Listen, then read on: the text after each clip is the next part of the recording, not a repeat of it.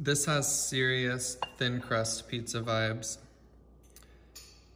Oh my God. What's up everybody? My name is Eric Wiggins and I'm gonna be showing you my favorite recipe using a mini waffle maker. I'm also just gonna give you a brief intro to keto for any beginners who are considering starting. This will be the video to watch. The first thing we're gonna do, crack an egg inside of a bowl.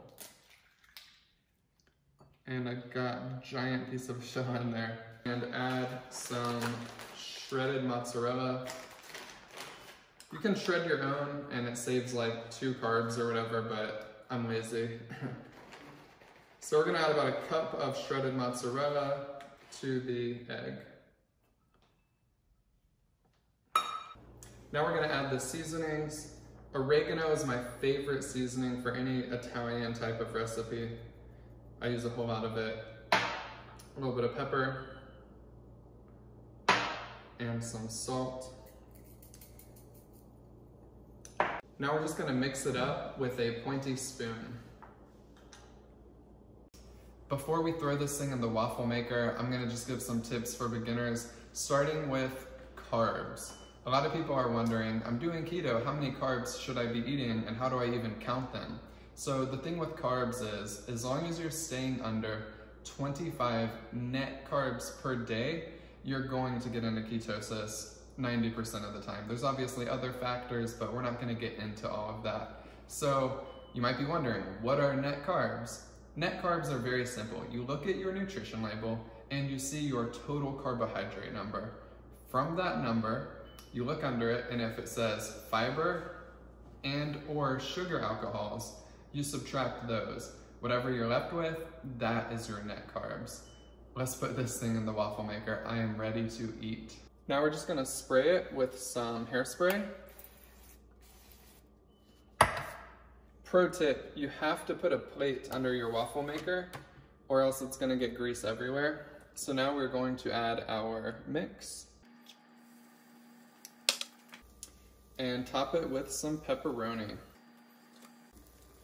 It's gonna get real smoky, totally normal. Now we're just gonna open it up.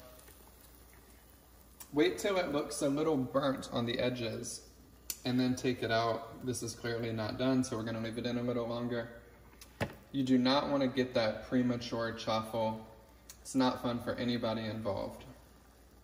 While we wait for this to cook, I'm gonna answer one other question I get all the time, which is, should I be tracking all of my macros? The answer is probably not. Unless you have a ton of discipline, tracking all of your macros is just gonna be super discouraging, because as somebody who has like 0 discipline around food, the fact that I'm already counting carbs is like such a step that to throw anything on top of that is just way too overwhelming, and it's only a matter of time before I break.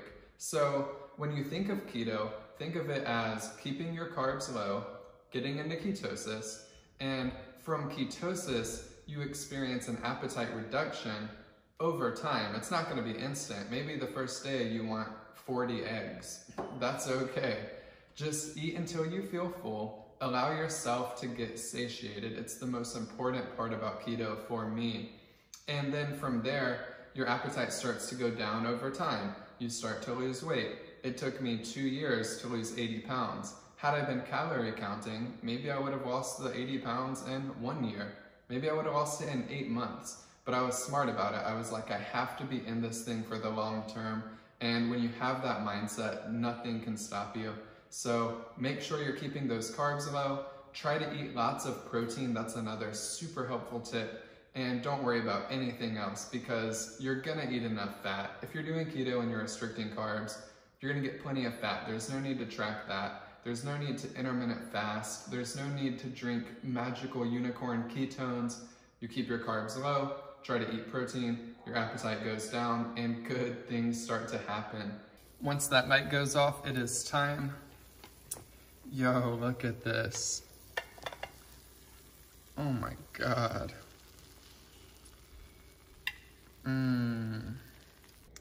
Now we just cut it with the pizza cutter.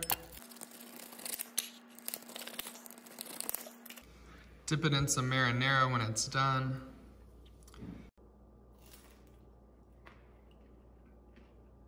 Oh my God. Guys, you have to make this.